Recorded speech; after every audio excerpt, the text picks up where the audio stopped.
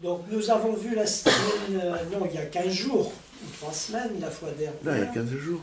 Il y a une vingtaine de jours. Nous avons vu, en étudiant le débat Lippmann-Dewey, comment deux grands intellectuels, Lippmann et Dewey, considérés comme, tous les deux comme progressistes, l'un et l'autre nourris de darwinisme.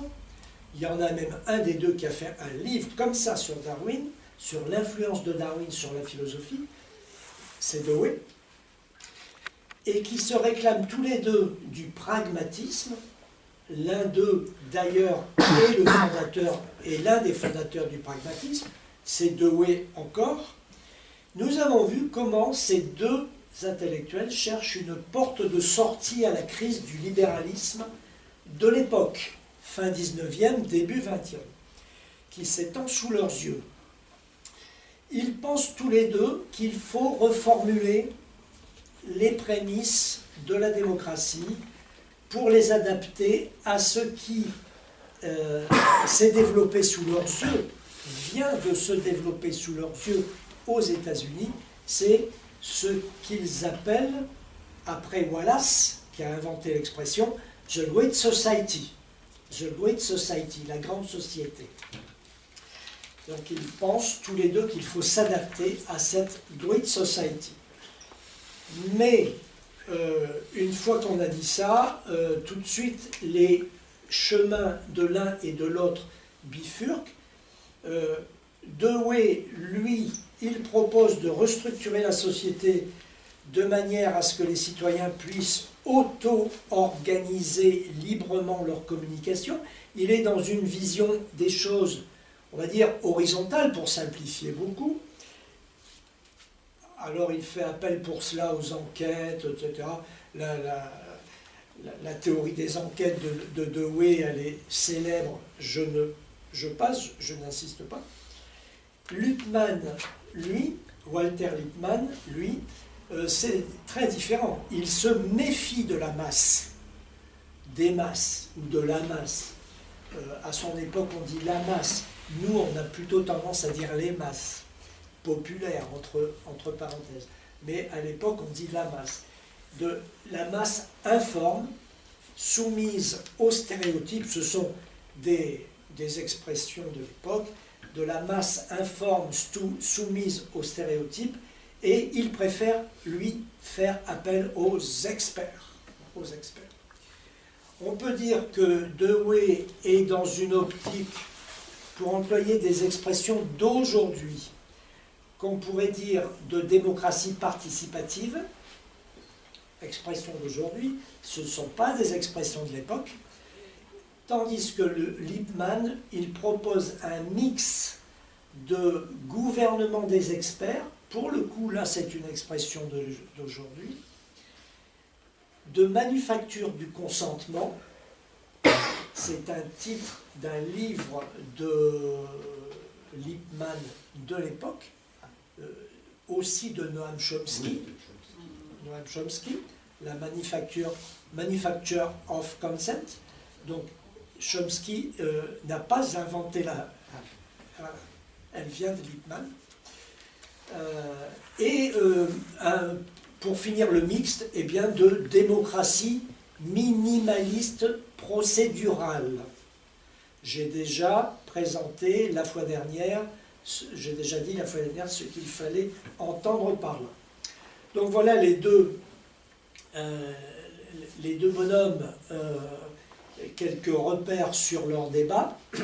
Le colloque Lippmann, il se déroule du 26 au 30 août 1938 à Paris. 26 intellectuels libéraux qui se réunissent pour discuter des possibilités de rebond du libéralisme, et l'objet d'étude ou le prétexte du colloque, c'est un livre que Walter Lippmann a publié en 1937, l'année d'avant, qui s'intitule, je vous donne son titre français, qui s'intitule « La cité libre ». La cité libre. on peut déjà faire remarquer que quelqu'un qui publie un livre en 1937, ce livre est traduit et publié en français 1 an après, bravo, bravo les gars. Hein. Qu'est-ce que ça signifie? Il y a une interprétation déjà à faire de ça, c'est-à-dire qu'on a affaire à quelqu'un qui est choisi par l'establishment, qui est coopté par l'establishment, et dont les publications sont considérées comme méritant de faire l'objet d'un colloque. Ce n'est pas à tout le monde que cela arrive. Donc, ce colloque 1938, on va dire 10-12 ans ont passé depuis le débat que nous avons étudié la fois précédente. Lippmann, qui est jeune au moment du débat, quand nous étions dans les années 20, il a 30 ans. Lippmann, maintenant, il a dans la quarantaine. C'est quelqu'un qui est devenu influent, célèbre. C'est devenu un immense journaliste américain, extrêmement influent. Depuis 1931, il tient dans le New York Herald Tribune une chronique syndiquée sur l'actualité politique qui s'intitule Today and Tomorrow. Et il fait et défait l'opinion. Il faut vraiment se persuader de bien intégrer ça. Donc, notre histoire, elle commence en 1934, quand Lippmann donne un certain nombre de conférences à Harvard, qui vont faire l'objet d'un livre, The Method of Freedom. Dans cet ouvrage qui, selon François Denord, constitue la première étape de la réflexion qui mènera la cité libre, Lippmann constate l'impossibilité de restaurer l'économie mondiale sur la base des principes d'avant-guerre. Pourquoi cette impossibilité? C'est parce que les peuples sont arrivés en masse dans le champ politique et ne croient plus en l'ordre antérieur, c'est-à-dire le libéralisme de fin 19e, début 20e. Hein. C'est celui-là qui est en jeu. Pourquoi? Parce que fin 19e, c'est la Grande Dépression. La Grande Dépression, elle dure 30 ans. Alors, aux États-Unis, c'est un petit peu différent. Aux États-Unis, eux, c'est la progressive era, l'ère progressiste. C'est différent. Mais pour l'ensemble, la globalité des pays développés, la fin 19e, début 20e, c'est la Grande Dépression. Et donc, les peuples ne croient plus au système, et par ailleurs, suite à la Grande Guerre, les pouvoirs politiques et économiques vont maintenant de concert, et les peuples, évidemment, l'ont bien vu. Les peuples, dit Lippmann, merci d'avoir posé, ne sont plus enclins à subir sans réagir les purges occasionnées par les cycles économiques. Voilà. On peut rajouter une petite chose, c'est que ce que l'on appellera par la suite le capitalisme monopoliste d'État. Bon, c'est une expression, à vrai dire, d'après la Deuxième Guerre mondiale. Elle est due à Paul Bocara, l'économiste du Parti communiste. Avant la guerre, on ne parle pas encore de capitalisme monopoliste d'État. Mais les premiers éléments de cette phase du capitalisme sont déjà là. Et la Première Guerre mondiale y a beaucoup contribué.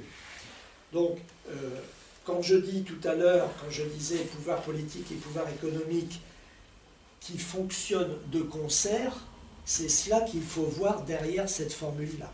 Et ça, les peuples l'ont capté tout de suite. Donc, dans la cité, c'est à cette époque que Lippmann va commencer à lire, à étudier les travaux de Ludwig von Mises, économiste autrichien du début du XXe siècle, fin 19e, début 20e, et aussi les travaux de Friedrich Hayek, qui lui est un petit peu plus jeune que Mises. Mises, c'est le maître de Hayek en économie. Et Hayek, à l'époque, non, il a une trentaine d'années, il est très jeune. C'est un jeune fonctionnaire. Et il enseigne à la London School of Economics, Hayek, à l'époque. Ils vont entretenir les deux une correspondance régulière et soutenue avec tous les deux à partir de 1937. Dans La Cité libre, Lippmann dira de ces deux auteurs que leur critique de l'économie planifiée a apporté une nouvelle compréhension de tout le problème du collectivisme. Voilà, ça aussi, c'est un peu de la langue de bois. Qu'est-ce qu'il faut comprendre derrière ça? C'est comprendre l'intervention de l'État dans l'économie mène et ne peut pas ne pas mener au collectivisme. C'est ça qu'il faut comprendre derrière cette formule. On va y revenir à propos de Hayek quand nous allons traiter Hayek dans les semaines prochaines.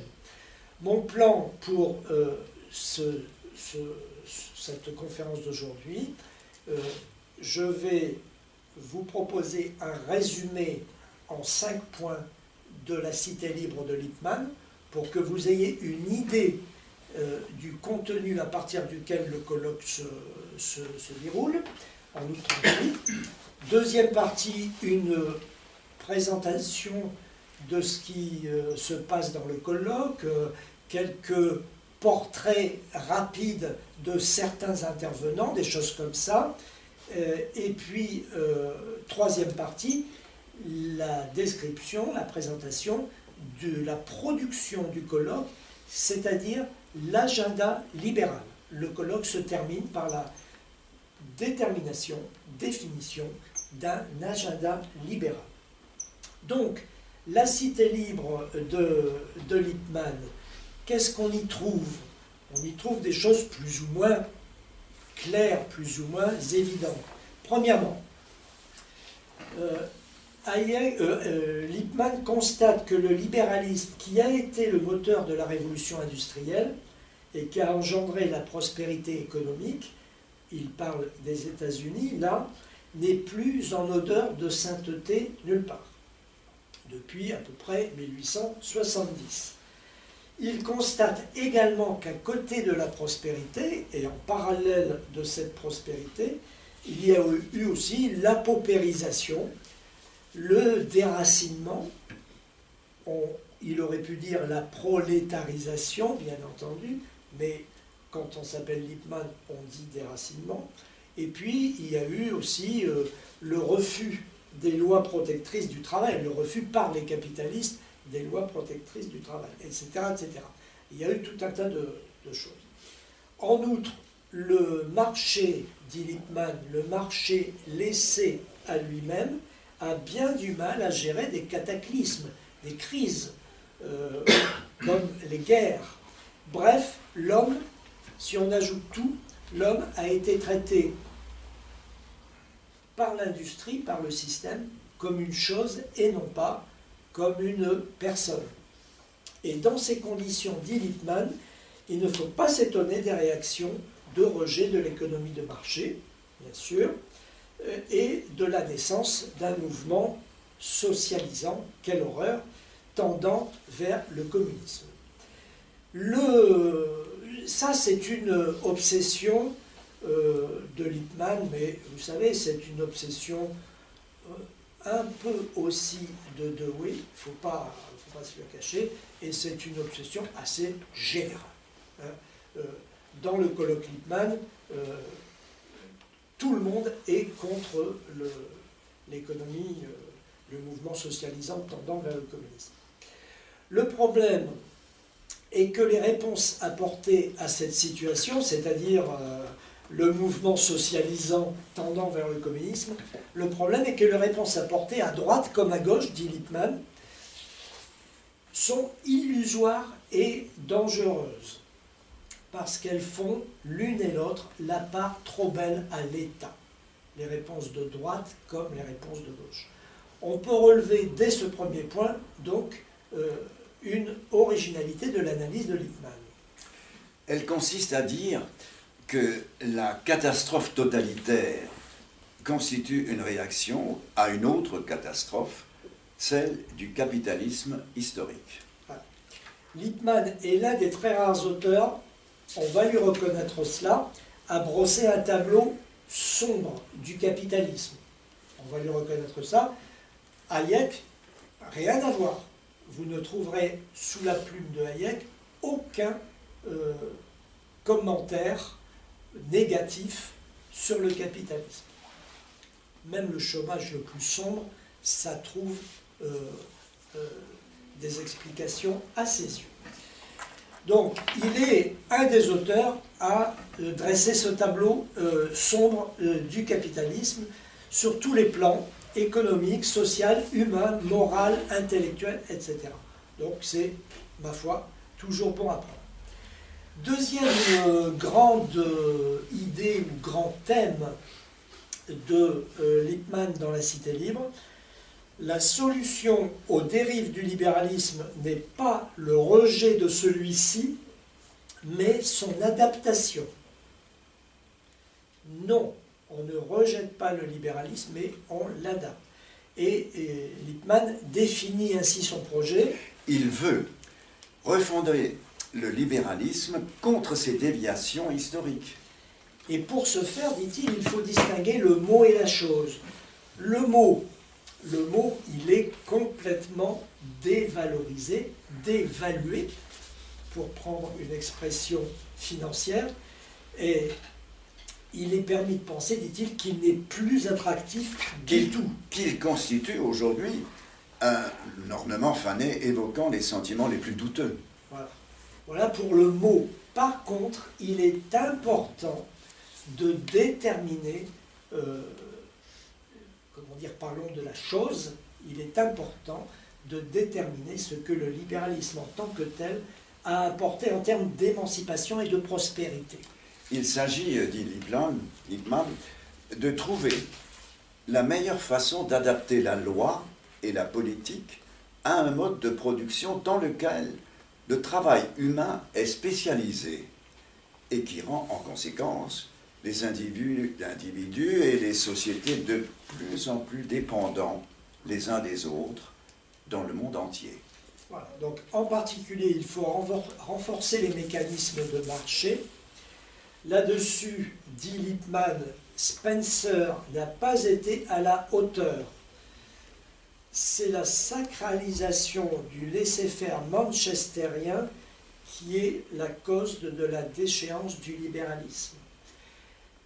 Je rappelle ce que j'ai déjà dit la fois dernière, la caractéristique de la façon dont Spencer, fin 19e, 3e et 4e quart du 19e, la façon dont Spencer argumente, c'est de dire, lui aussi, il dit, le libéralisme est en crise, il est au nid de tous, et lui aussi, il dit, il faut non pas retirer du libéralisme pour que ça aille mieux, mais il faut en rajouter pour que ça aille mieux.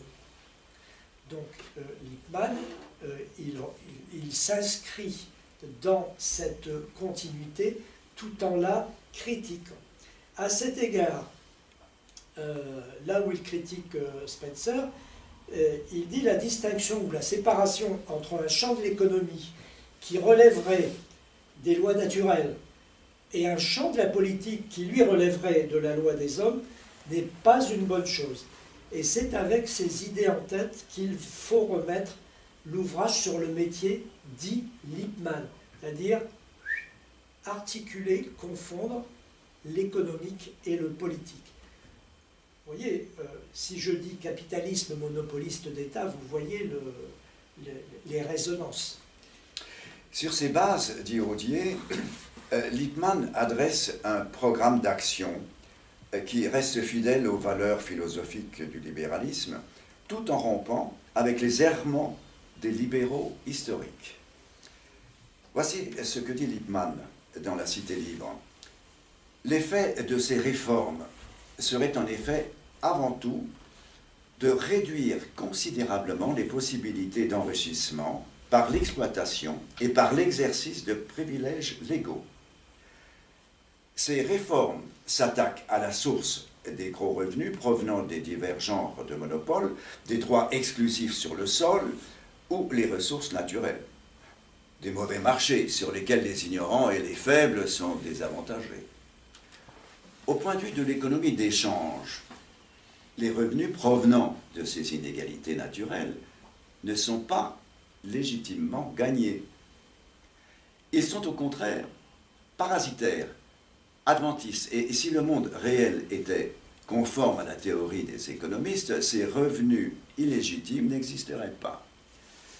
Ils ne représentent ni la rétribution du travail, ni la gestion, ni un intérêt du capital, ni les profits d'une entreprise, tels que les déterminent les marchés libres et équilibrés.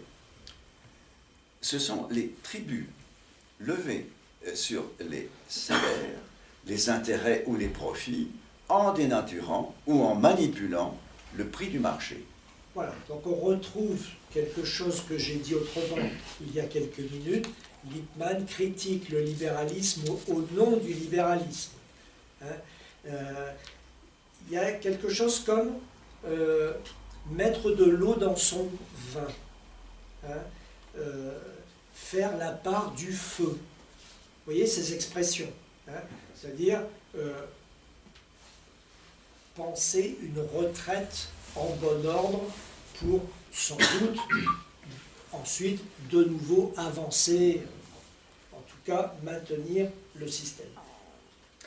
Les réformateurs du libéralisme doivent donc se proposer de rectifier la situation qui permet à ces revenus illicites de se former.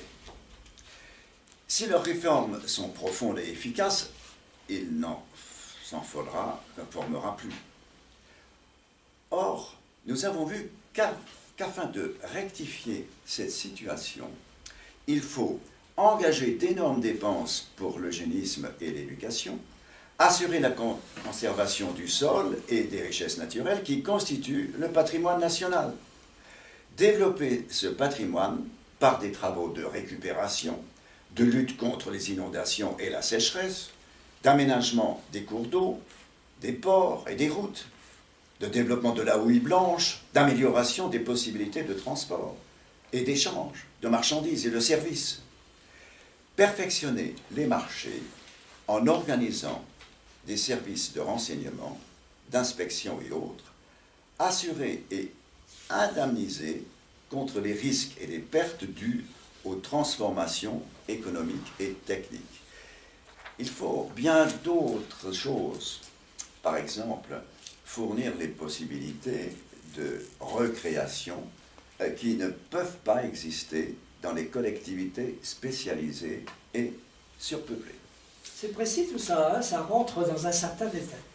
Alors, ces réformes, elles passent par une réforme de la répartition des revenus, ben oui, puisque tout ça, ça coûte de l'argent, donc il faut le trouver quelque part. Et une réduction des inégalités que Lippmann détaille aussi.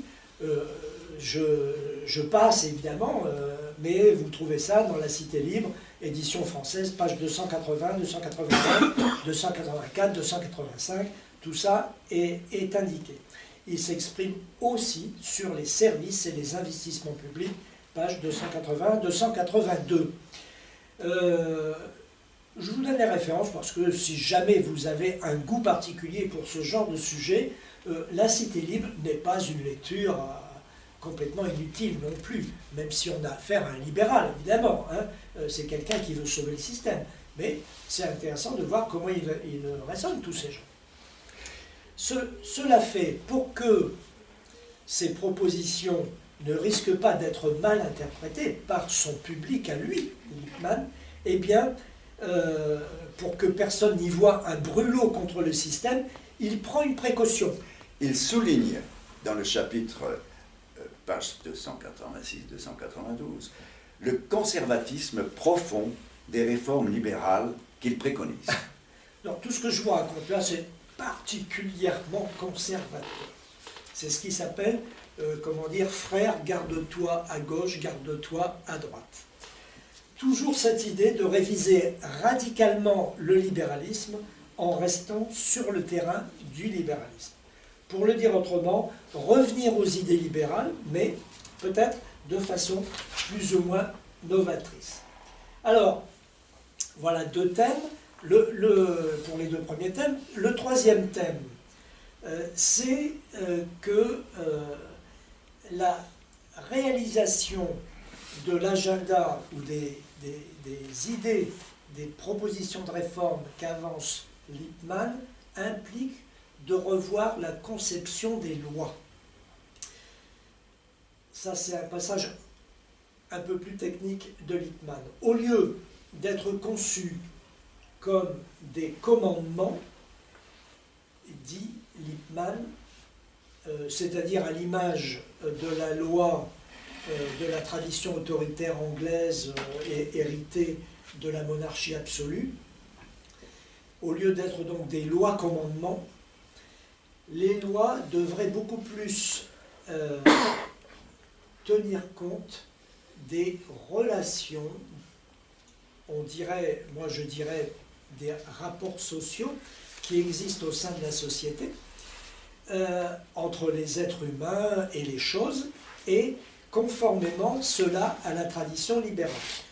C'est-à-dire, au lieu de lois-commandements, plutôt des lois qui sont tournées vers une approche, ou qui ont comme horizon une approche de l'individu, qui sont plus dans une optique d'individualisme, alors que les lois-commandements, elles peuvent facilement dériver vers une conception de la société totalitariste.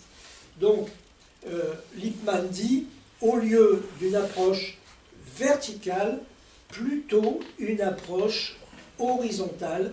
Voyons les individus dans leurs différentes communautés, les différentes relations que cela génère, les différents modes de fonctionnement que cela génère, et ciblons toutes ces différentes réalités, diverses et variées, plutôt qu'une loi qui regarde les choses, la société d'une manière plutôt indifférenciée. Ça, c'est la troisième idée. La quatrième idée de Lippmann, qui est dans la droite ligne de la précédente, de celle que je viens d'évoquer, Lippmann dit que les économistes manchestériens ont cédé à la tentation autoritaire par l'introduction du droit naturel, sorte d'ordre social imaginaire surplombant, construit par un raisonnement hypothético-déductif qui part du haut avec des postulats divers et variés, qui part du haut et qui descend comme ça, et qui construit une société imaginaire.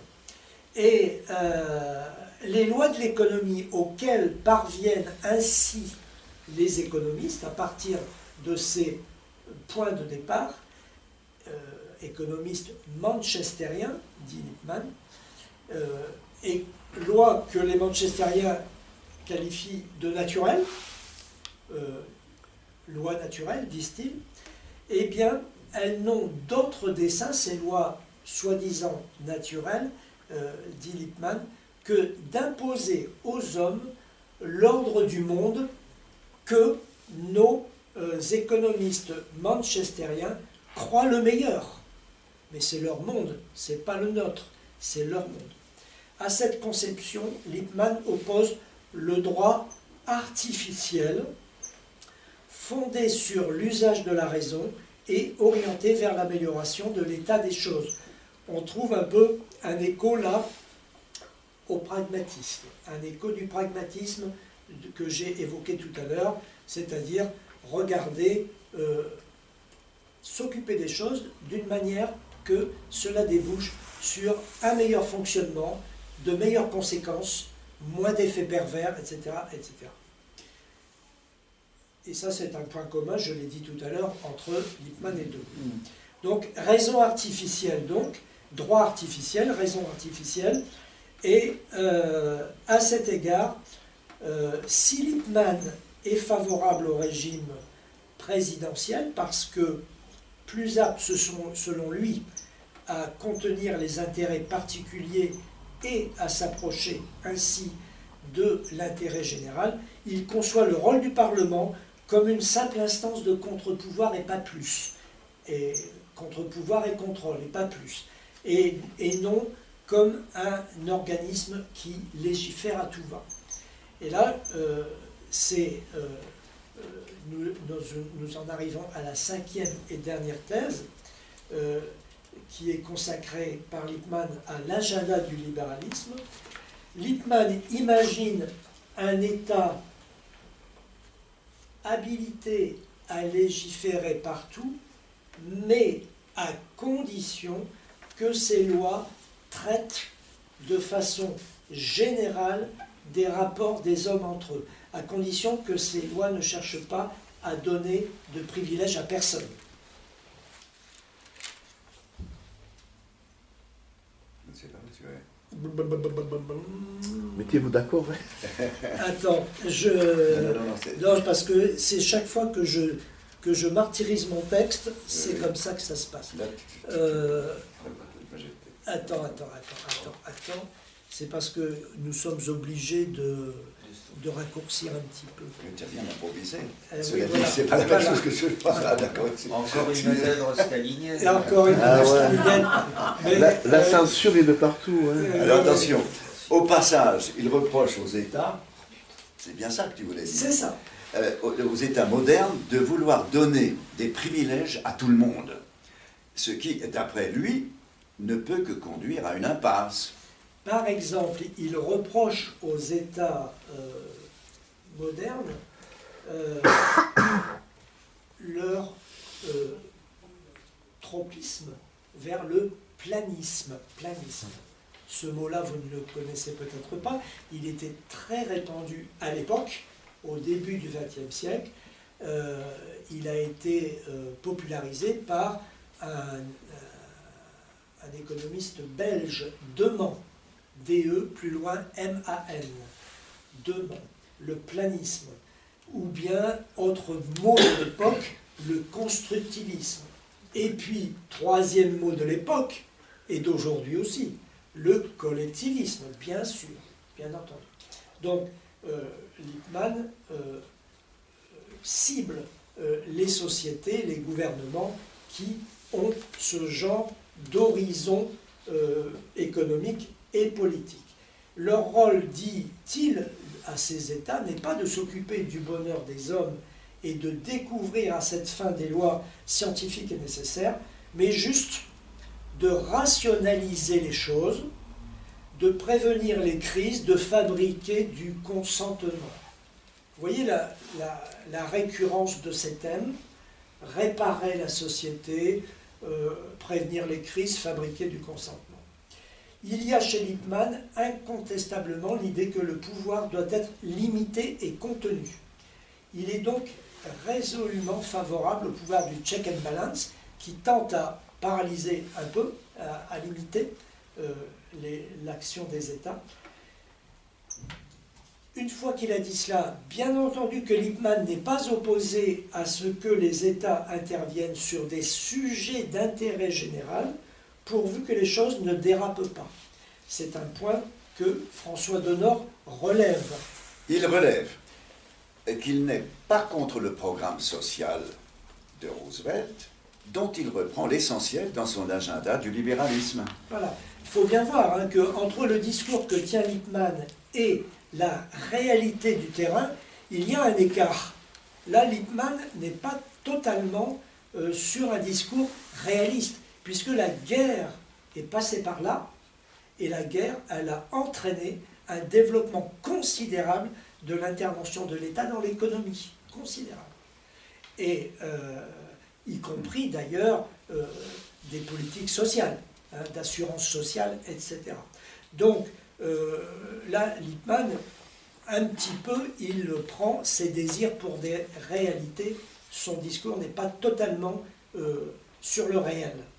Lippmann, pour terminer là-dessus, accepte également l'analyse keynésienne de l'investissement public. Il est dans la logique de ce que je viens de dire, il accepte l'intervention de l'État, et donc l'analyse keynésienne de l'investissement public, il l'accepte aussi, mais il est ferme sur la question de la généralité de la loi, et il préconise de passer le moins possible par la voie réglementaire, parce que, dit-il, elle est source d'arbitraire. Ce qui est indéniable. L'État a besoin d'une administration pour s'acquitter de ses tâches, mais il préconise un État, tenez-vous bien, un État démembré en agences spécialisées. Vous savez que c'est un chemin vers lequel nous allons. Nous allons tout doucement, mais à bas bruit, mais nous y allons. Et puis d'autres pays y sont. Les États-Unis y sont déjà. Franklin Delano Roosevelt, au moment où Lippmann écrit, est en train de le faire. Ce sont des agences, hein, le plan, toutes les réformes de Roosevelt, ça se fait par des agences. Voilà, donc ce que l'on trouve dans La Cité libre, c'est un résumé, évidemment. Je vous le redis, si vous n'êtes pas trop rétif, lisez-le. La deuxième partie, maintenant, j'en viens au colloque proprement dit, et je vais commencer par donner la parole à l'organisateur du colloque, un certain Louis Rougier, qui, dans son allocution d'ouverture,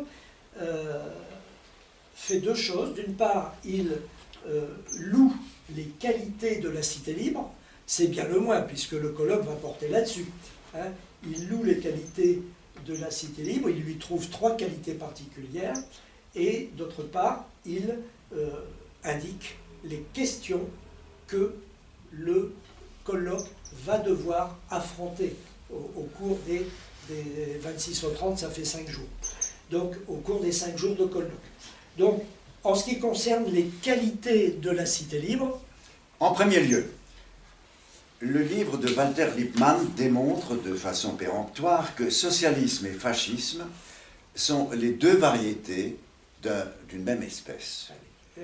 Ils procèdent l'un et l'autre de la croyance commune qu'on peut réaliser une société plus juste, plus morale et plus prospère, ou à la recherche égoïste du profit individuel serait remplacée par la satisfaction altruiste des besoins effectifs des masses, en substituant à l'économie de marché, basée sur la propriété individuelle et le mécanisme des prix, une économie planifiée, basée sur l'étatisation partielle ou totale des moyens de production et sur les décisions bureaucratiques d'un organe central.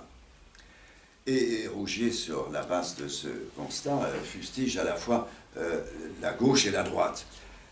Le drame moral de notre époque, c'est dès lors l'aveuglement des hommes de gauche qui rêvent d'une démocratie politique et d'un planisme économique, sans comprendre que le planisme économique implique l'État totalitaire et qu'un socialisme libéral est une contradiction dans les termes.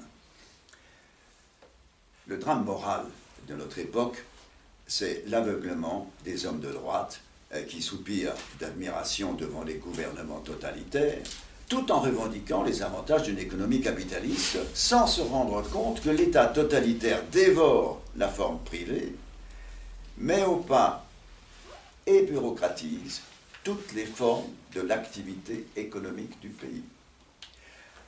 En deuxième lieu, Walter Lippmann montre bien que le régime général n'est pas seulement le résultat d'un ordre naturel spontané, comme déclaraient au XVIIIe siècle les nombreux auteurs des codes de la nature, mais qu'il est aussi le résultat d'un ordre légal qui suppose un interventionnisme juridique de l'État.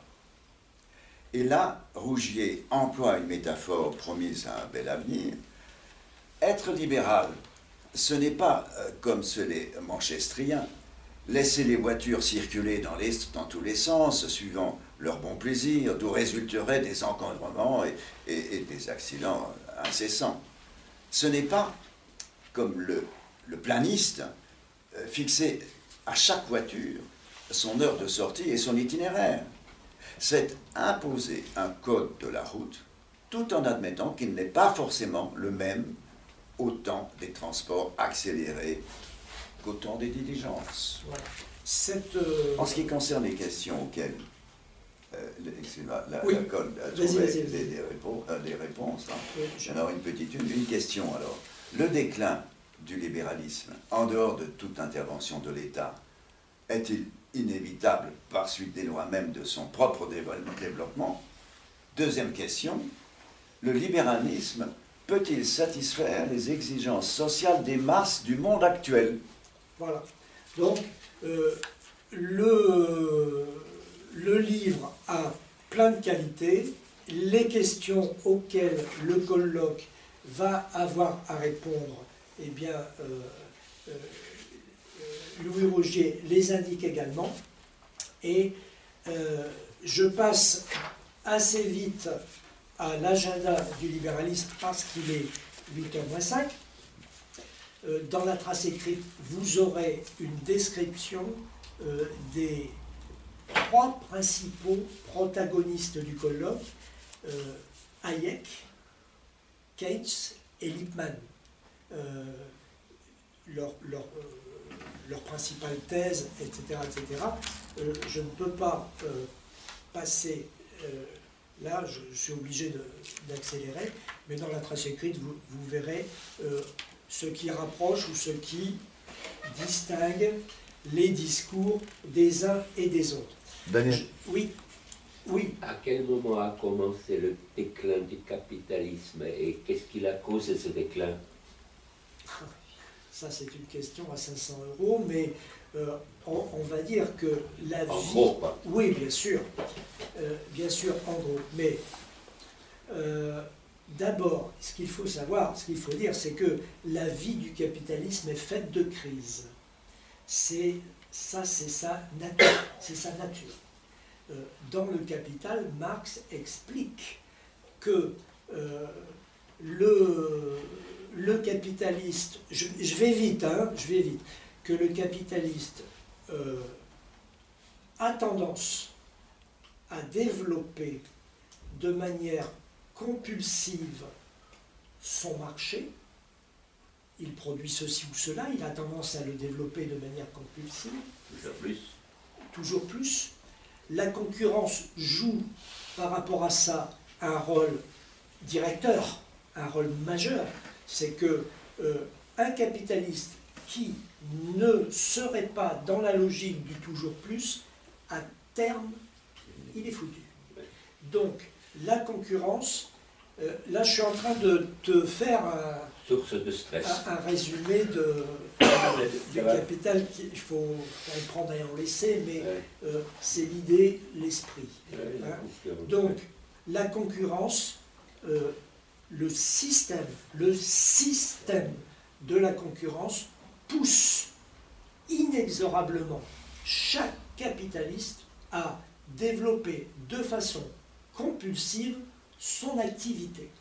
Et donc nous avons comme ça, dans un pays, dans n'importe quel pays, des milliers de capitalistes divers et variés qui procèdent de cette façon. Et ça c'est premièrement, c'est un constat qu'on peut faire. Premier élément de réponse. Deuxième élément de réponse, c'est quoi? C'est que, toujours le Capital, mais résumé à la hache, le capitaliste a tendance à éliminer dans son système productif, de quoi il est constitué le système productif, c'est le travail mort et le travail vivant. C'est le travail mort, c'est les machines, les locaux, les hangars, etc., etc., les outils, les machines, les outils, les hangars, et le travail vivant, c'est nos pommes. Bien. Il a tendance à évacuer le travail vivant, c'est-à-dire à remplacer les ouvriers par des machines. Bien. C'est ce qu'on appelle augmenter la composition organique du capital. Bien. C'est la formule de Marx. Bien. Mais, troisième élément de réponse, et il n'y en aura pas 4, il n'y en aura que 3, donc ça c'est le deuxième. Le troisième élément de réponse, c'est de dire, si d'un côté, la production se développe à tout va, que d'autre part, donc ça c'est le premier élément de réponse, que d'autre part, deuxième élément, la force, le travail vivant est éliminé en faveur du travail mort. Ça veut dire quoi? Ça veut dire qu'on supprime des emplois. Il y a de plus en plus de chômeurs. Des salaires. Il y a plus de chômeurs. On supprime des emplois, des salaires. On supprime du pouvoir d'achat. Donc, troisième élément de réponse, c'est quoi? C'est de dire que, inexorablement, le système va toujours vers des crises. Des crises qui sont des crises... Bon, je suis désolé de résumer en 5 minutes... C'est Schumpeter? Ah non, c'est Marx. Oui, mais qui reprend cette analyse et... alors Schumpeter, lui... J'essaie de me... Oui, mais qui analyse quand même, qui Schumpeter, comme étant un moteur. lui, son truc, c'est de dire que le capitalisme connaît des crises, mais il rebondit par des transitions créatives. Voilà. Des innovations créatives. Bien. Et il a la formule de destruction créatrice. Voilà. Marx n'aurait peut-être pas été contre. Tout ça est à voir. Il ne l'a pas prononcé. Hein. Bon. Non, mais si, mais Marx, il envisage quand même que le capitalisme court à sa fin. Hein. Alors, donc Marx, lui, il dit le capitalisme va vers sa fin inexorablement. Cela dit, nous sommes aujourd'hui en 2023, nous sommes toujours en capitalisme, évidemment. Bien, donc, c'est ça qu'il faut voir. Si on supprime du pouvoir d'achat, eh bien, le développement de la production débridée et qui fait face à des capacités d'absorption de la production qui ne sont pas à la hauteur, eh bien, ça débouche sur quoi? Ça débouche sur une tendance à la baisse tendancielle du taux de profit. C'est-à-dire que dans une économie, le capital en fonctionnement, aujourd'hui, il réclame des taux de rendement à 2 chiffres. Et quand je dis 2 chiffres, c'est plutôt 20 que 15. Bon. Mais si le pouvoir d'achat en face n'est pas à la hauteur, ça ne peut pas le faire. Et donc, qu'est-ce qu'il faut faire? Il faut que des portions du capital en fonctionnement soient détruites. Comment on fait? Soit, alors là, c'est la théorie de la suraccumulation, dévalorisation du capital, ça. Paul Bocara. Comment on fait? On ferme les mines. Alors, oui, bien sûr. On met la clé sous la porte. Hein. Attention, il faut le faire d'une façon telle que le capital ne perde pas, n'y laisse pas des plumes. Donc, il y a une forme formidable. C'est la guerre. Voilà. Ah, Parce oui. qu'il faut tout reconstruire. C'est la guerre. Ah oui, C'est génial, la bien. guerre. C'est absolument génial. C'est ça qui a commencé ça. Hein, pourquoi le capitalisme, c'est la guerre? C'est formidable. Hein, on détruit à tout va. Là, regardez la Palestine. Hein, hein, Et l'Ukraine. l'Ukraine. Ça y est, tout Vous le monde savez, se précipite. quand a eu lieu la guerre en Irak, ça, j'anticipe sur des conférences de l'année prochaine. sur justement le capitalisme, c'est la guerre. Donc, quand a eu lieu la guerre en Irak, pendant que la guerre se faisait, il y avait une entreprise américaine dont le nom m'échappe là tout de suite, Halliburton, Halliburton, et, PDG, ben, c'était l'ex-ministre. un ex-ministre Ouais. de Bush, je crois. Donc, Halliburton, qui arpentait l'Irak et qui faisait le compte de tout ce qu'il allait falloir reconstruire. Ben, ils ont fait pareil pour l'Ukraine. Il y a déjà des Ah oui, contrats oui, qui sont c'est signés avec des sociétés américaines pour reconstruire le pays. Incroyable. Une fois que la guerre a eu été terminée, une fois que la guerre en Irak a eu été terminée, que croyez-vous qu'il s'est passé?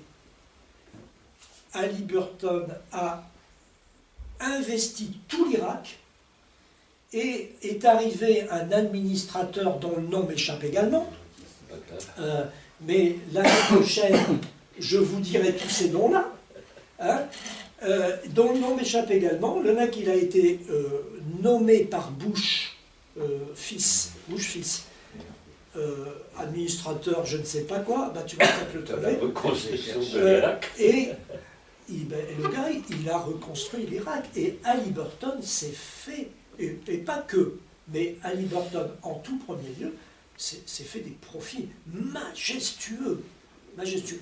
Donc, c'est une première façon de suraccumulation, dévalorisation, de dévaloriser. Mais il y en a une autre, moins connue, et qui est plus dérangeante. C'est celle que nous avons connue à la Libération. À quoi je fais allusion? Le plan Marshall. Alors, le plan Marshall, oui. Mais c'est, bien sûr, c'est OK. Mais je pense à une autre, encore plus dérangeante. C'est les nationalisations. Oui.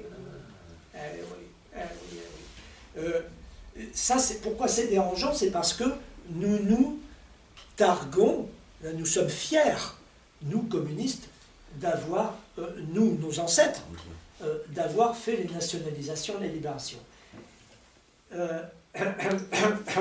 Dit tonton, pourquoi tu tousses? Non.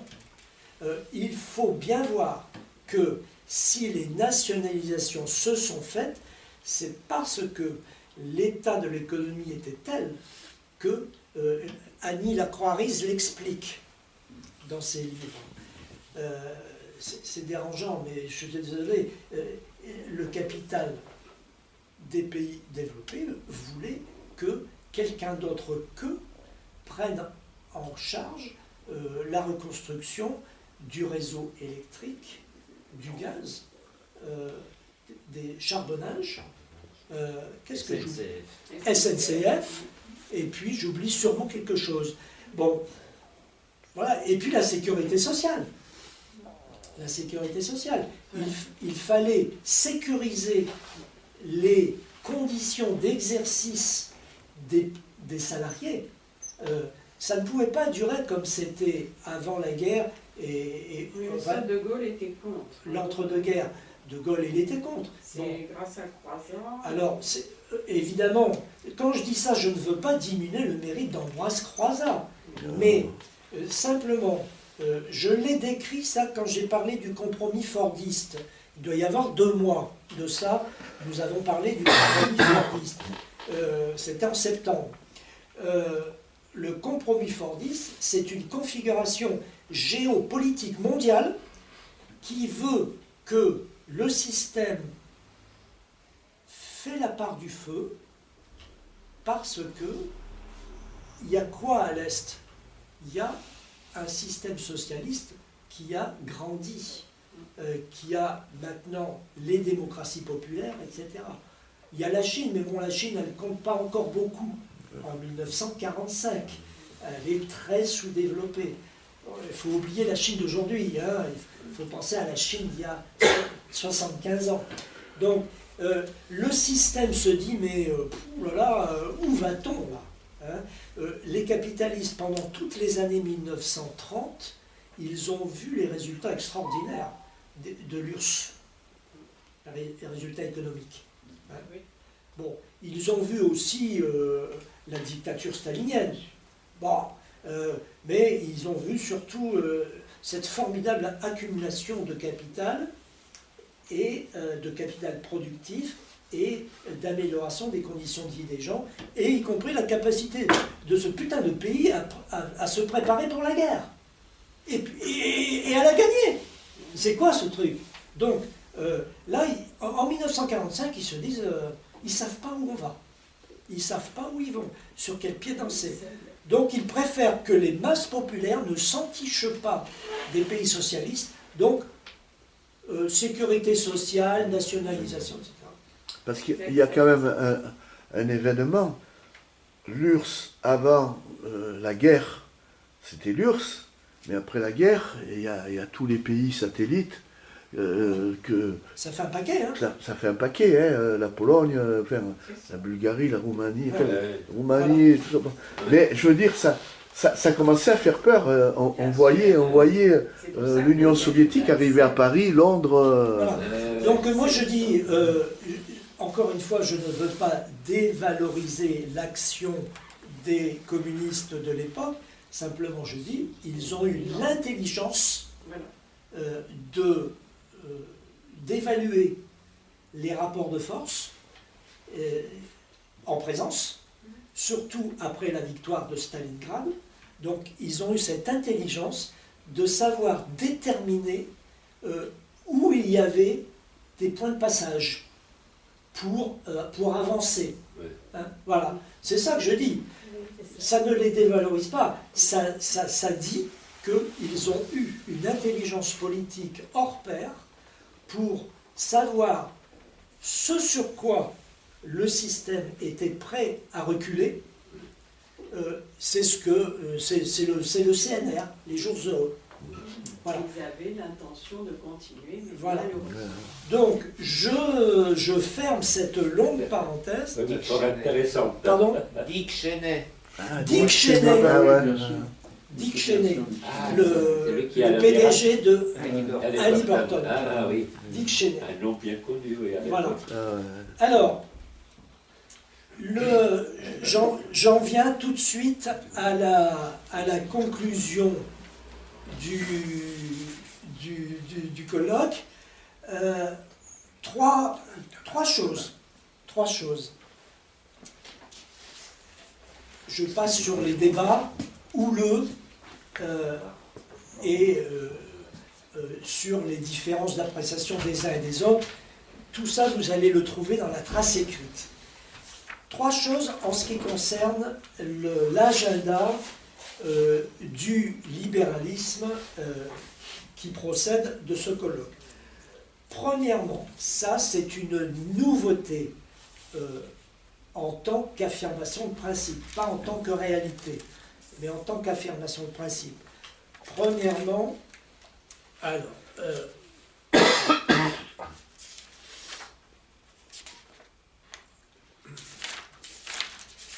ben là, on est vers la fin. Voilà. Premièrement, l'État se voit reconnaître un rôle de régulateur juridique. Il faut prendre ces mots avec leur pesant de signification. C'est à l'État qu'incombe la responsabilité de déterminer le régime juridique qui sert de cadre au libre développement des activités économiques. Attention, nous sommes en 1938, nous ne sommes pas en 2023, hein. Nous sommes en 1938 et 26 libéraux disent ça. Il faut apprécier la préciosité de cette chose. Deuxièmement, les attributions que les libéraux concèdent classiquement à l'État sont élargies. Ça aussi, ça vaut son pesant de cacahuètes. Un État libéral peut et doit percevoir par l'impôt une part du revenu national et en consacrer le montant au financement collectif de la défense nationale, les assurances sociales, les services sociaux, l'enseignement, la recherche scientifique. 38, vous voyez? Donc, on vient de parler du compromis fordiste. Donc là, c'est on va dire, 40-45. Enfin, 45, on va dire 45. Bon. Et les jours heureux, 45. Ou 44. Qui le sait? 44 ou 45? Bon. Les nationalisations et tout, c'est 46. Hein. Oui, non, mais le programme du CNR, C'est 40, oui, 44, 45. 44. Bon. Eh bien, vous voyez, là, en 38, C'était déjà prévu. vous voyez, ça commence à poindre. c'est pas un- Troisièmement, plus largement encore, un droit d'intervention est reconnu à l'État, car Les prix du marché sont affectés par le régime de la propriété, public-privé, des contrats public-privé, d'intérêt public ou pas. Il faut donc réglementer. B. L'utilité maxima est un lien social, mais n'est pas nécessairement le seul qui doit être recherché. ah ouais, Même lorsque la production est régie par le mécanisme des prix, les sacrifices qu'implique le fonctionnement du système, c'est-à-dire les fonctions collectives, peuvent être mises à la charge de la collectivité par l'impôt. voilà. Vous voyez, là, en trois affirmations, en trois thèses, en 3 points, vous voyez, là, ça vaut son pesant d'or. C'est une petite révolution intellectuelle, conceptuelle, politique, bien sûr, économique et politique, qui se produit. Vous voyez? Et dans la trace écrite, vous trouverez plus de détails. Je les passe parce que le temps a passé, mais vous verrez, tout ça est décrit. Il faut préciser pour les dames que donc il y a des traces écrites que vous recevez par Internet. Donc un complément est beaucoup plus... Voilà, avec la vidéo. Voilà. Vidéo et fichier, PDF. Donc, vous avez ça depuis, ça fait 5 ans que ça dure, hein, donc vidéo, fichier, Internet. Donc, cet agenda du néolibéralisme, il va rester dans les cartons. Il va rester dans les cartons. Pourquoi? Il y a des raisons que vous pouvez facilement imaginer. Nous sommes presque à la veille de la guerre. Voilà. Donc, ça ne va pas être le moment de se lancer dans des innovations rock'n'roll. Donc, le colloque va rester, l'agenda du libéralisme va rester dans les cartons. Mais une fois que la guerre va être terminée, pas de chance, compromis fordiste. Et donc là, l'ordre du jour, ce n'est pas de relancer le libéralisme. Hein. L'ordre du jour, c'est de calmer les masses populaires du monde entier et d'apporter des changements. On l'a évoqué il y a 3 minutes. Bien. Et puis, troisième raison, c'est que ce compromis fordiste, il va durer quand même 30 ans. Hein. On va dire, j'assimile compromis fordiste et 30 glorieuses. Hein. J'assimile une grande louche, hein, j'assimile les deux choses. Bon, la fin du compromis fordiste, nous avons déjà fait 2 conférences là-dessus, mais c'était déjà l'année dernière. C'est la fin des années 70. Alors, bon, ça s'étale, hein, ça s'étale. Le taux de profit aux États-Unis commence à chuter dès la fin des années 1960. Alors là-dessus, il y a une bonne référence, c'est Baran et Sweezy. Baran et Sweezy, aux éditions Maspero, sur les conditions économiques de l'époque. Et puis, autre référence, c'est un numéro des collections de l'INSEE de 1974 qui s'intitule La fresque historique du système productif. Et là, il faut le savoir, numéro rédigé avec une foultitude d'économistes communistes à l'époque, nous étions en 1974, et qui dit, voilà, on est en 1974, et qui dit, le système est en train d'entrer dans une phase longue. Donc ça, c'est les...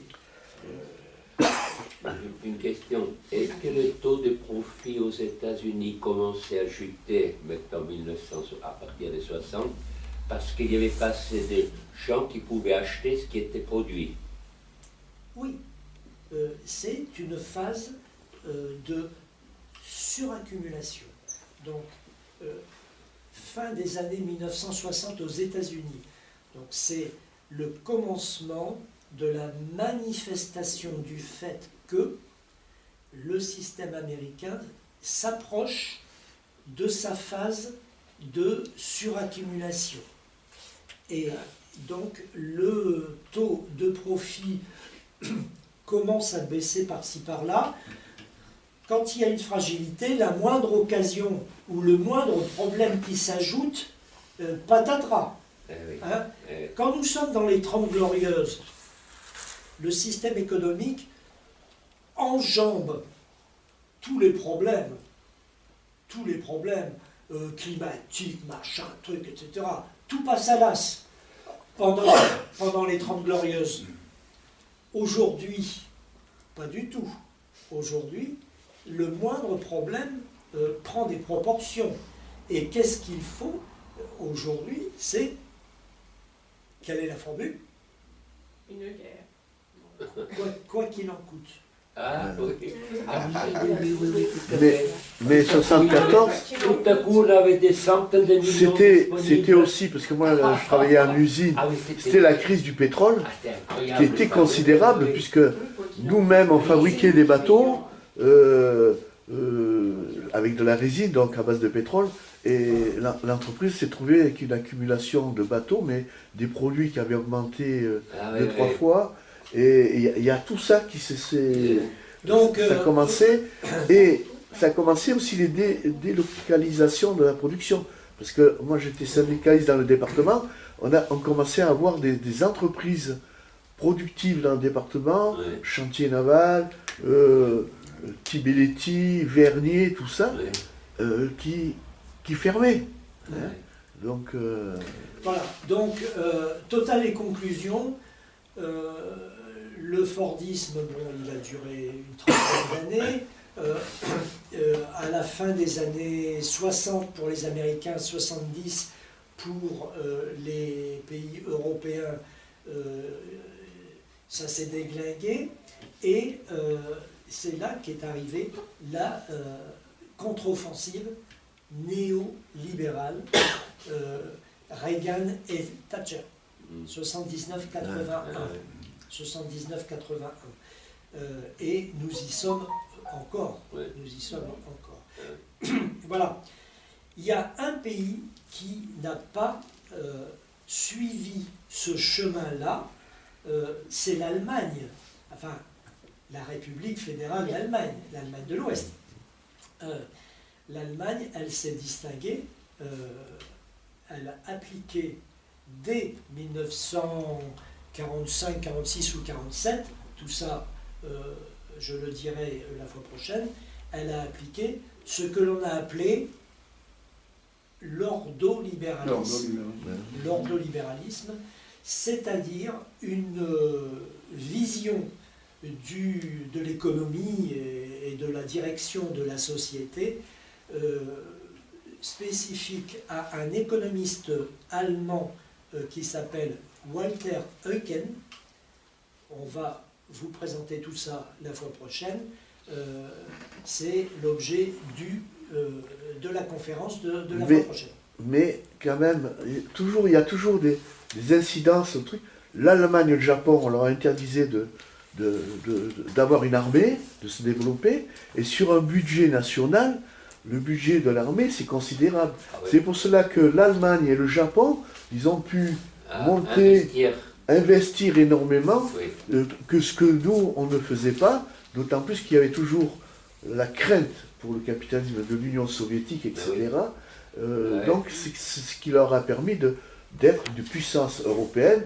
Ouais. Et alors, le Japon, aujourd'hui, c'est un peu plus compliqué. Hein. On n'en entend plus parler, mais à un moment donné, ils étaient très Je développés. sais pas pourquoi. Est-ce que la Chine, au niveau technique, de la production, etc., a un peu étouffé les possibilités du Japon? Mais c'est vrai que... Ils ont manqué le virage du numérique. Ouais. Ah bon? Ils ont raté le virage du numérique, le Japon. Ah bon? Il me semble. Première nouvelle. Ah oui. Ben, regardez qui est-ce qui a développé les puces, etc. C'est la Corée du Sud, c'est pas le Japon. Hein. C'est Taïwan. C'est Taïwan. Ouais, Et le d'accord. Japon est absent, alors qu'il était en pointe dans les années Dans 80, toutes les autres technologies. Ah oui, oui, oui. du point de vue économique. Numéro 3 mondial. Hein. Bien sûr, vous vous souvenez du toyotisme? Ouais, ouais. Ah oui, oui, oui, oui.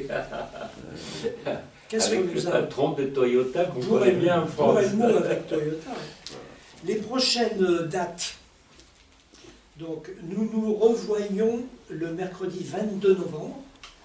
Et ce jour-là, c'est l'ordolibéralisme, le sujet. C'est en 15 jours.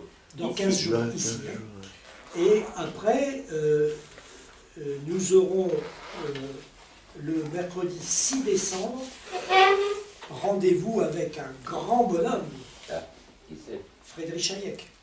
Quoi? Qui? Friedrich Hayek. Ah oui, c'est autrichien. Donc là, je vais vous Je suis gratifier pas fier du d'une tout, hein. d'une présentation synthétique des idées de Quel Hayek. type, quel sale type celui-là. Voilà, le mercredi 15 décembre, là c'est détente. Il y aura l'apéro. Après l'effort, le réconfort, c'est séance de Très bien, synthèse bonne idée. numéro 1. Mais vous savez, hein, les séances de synthèse, tu te souviens, hein, Ouais. comment ça se passe? C'est on boit, quoi. Hein. C'est pour boire. Eh ben, C'est pour boire. Non, mais Voilà pourquoi le capitalisme Eh ben, a encore de est longues encore années. debout. il faut bien écouler les stocks. Et il faut bien écouler les stocks. Voilà. Mais-